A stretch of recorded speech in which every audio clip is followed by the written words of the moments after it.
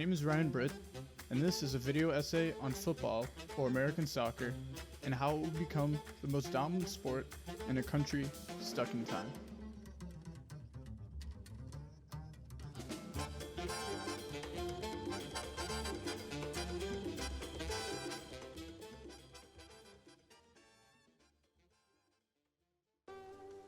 The video essay will be broken up into 4 different sections, followed by a conclusion.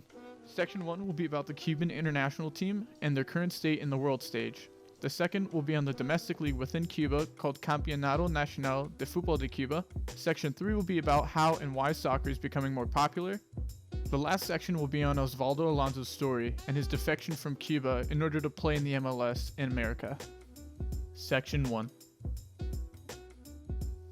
The Cuban international team is currently a part of the CONCACAF, or the Confederation of North, Central American, and Caribbean Association Football, and is one of FIFA's 6 continental governing bodies for association football.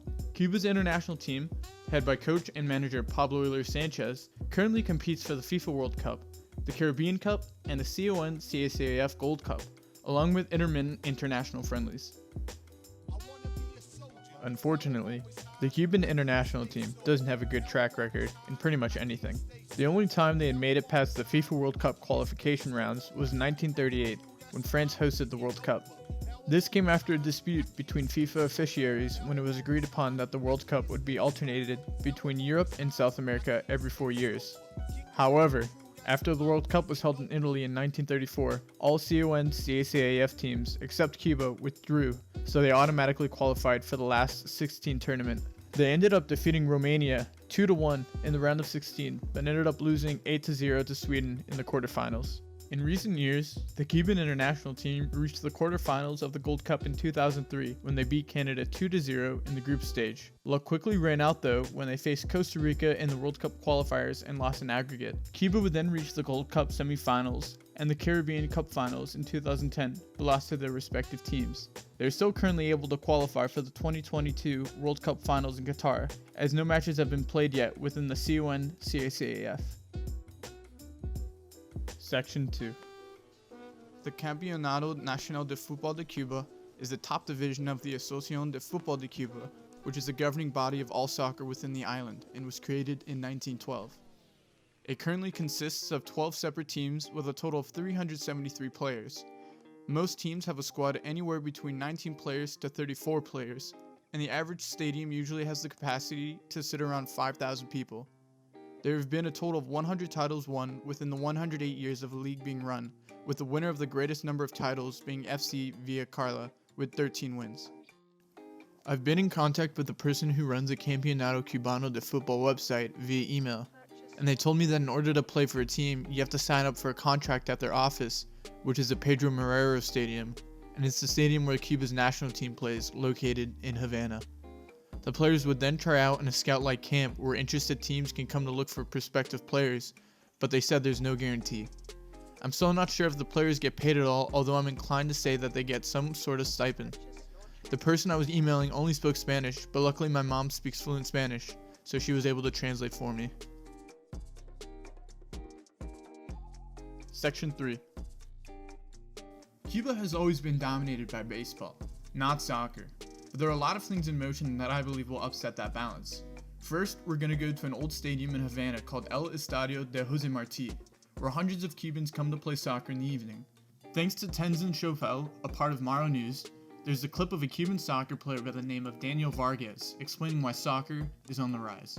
So right now young people would rather play football than soccer, than baseball. Besides, it's cheaper to play football than baseball. To play football, you need just a ball, 4 stones or whatever, and that's it. Then if you're going to play baseball, you need bat, balls, baseball gloves, so it's pretty much more expensive. The Cuban government has been becoming more and more lenient over the years when it comes to what they allow on Cuban television. European soccer like La Liga and the Premier League are watched on a daily basis. You can see many Cubans sporting an FC Barcelona or Real Madrid jersey on the streets and on the field. Next is an interview by a German national team fan named David, and he explains how TV has played an important role for soccer in Cuba. Más o menos, no sé, 10 años que se viene siguiendo realmente fútbol en Cuba.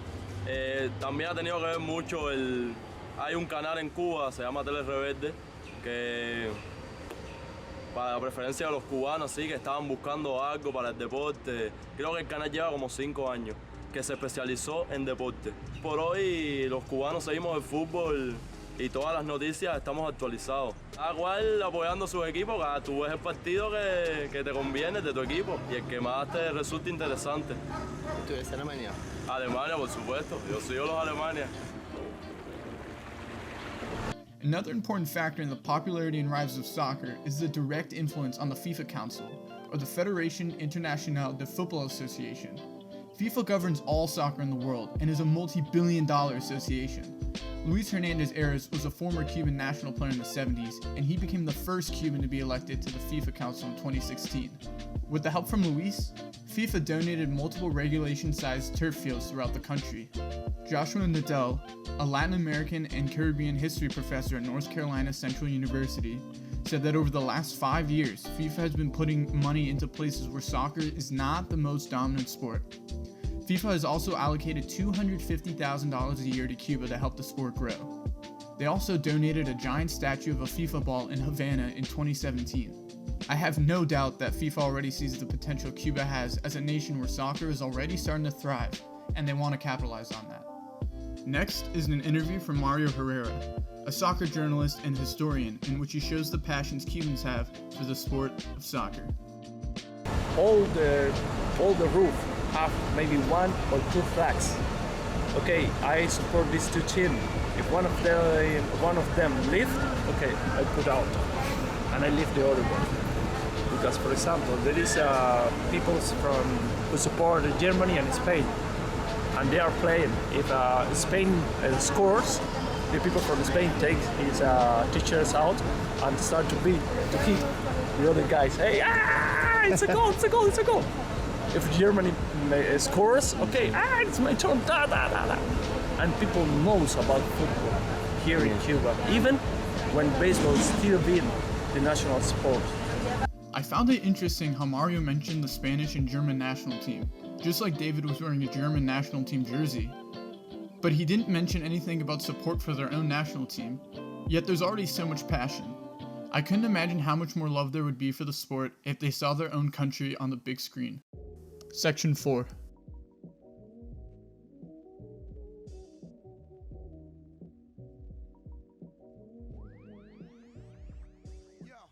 This is Osvaldo Alonso. Nicknamed Ozzy, he's a center defensive mid-player for the Seattle Sounders, and his story is a perfect example of why Cuba needs to improve the structure of their soccer program. In 2007, the Cuban international team traveled to the US for the Gold Cup tournament. Once they were there at a local Walmart, Ozzy decided to leave the group and take a bus to Miami, where he would stay in the US indefinitely. This not only meant defecting from Cuba, but also the fact that he ran the risk of never seeing his family ever again. But why did he do this? This is what he had to say during an interview with the Seattle Sounders back in 2013. Cuando yo ya sabía que había llegado al equipo nacional y ya había llegado a un tope en Cuba de fútbol y no tenía más meta que lograr y simplemente quise buscar algo profesional para mí, poder desarrollarme como futbolista y tomé la decisión de venir a jugar profesional aquí a Estados Unidos. Many other Cuban soccer players faced the same exact problem Ozzy did. They quote-unquote hit a wall, and they want to keep progressing, but Cuba is holding them back.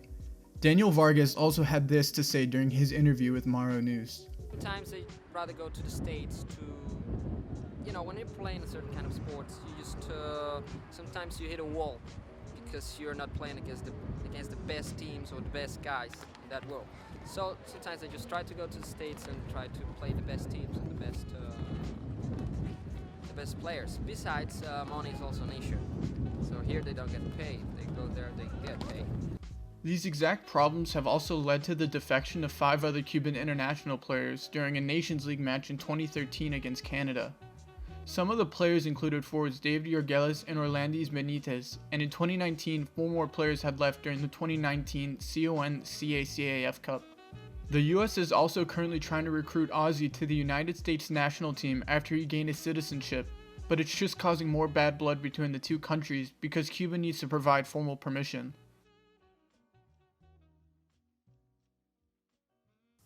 Conclusion. It's unfortunate I wasn't able to see Cuba for myself, but everything happens for a reason. Doing this research has increased my excitement to hopefully visit Cuba one day and kick around and meet new people. There are definitely still some problems that need to be addressed within Cuba's soccer system, but I think with help from FIFA, Cuban soccer is heading in the right direction. Thanks for watching.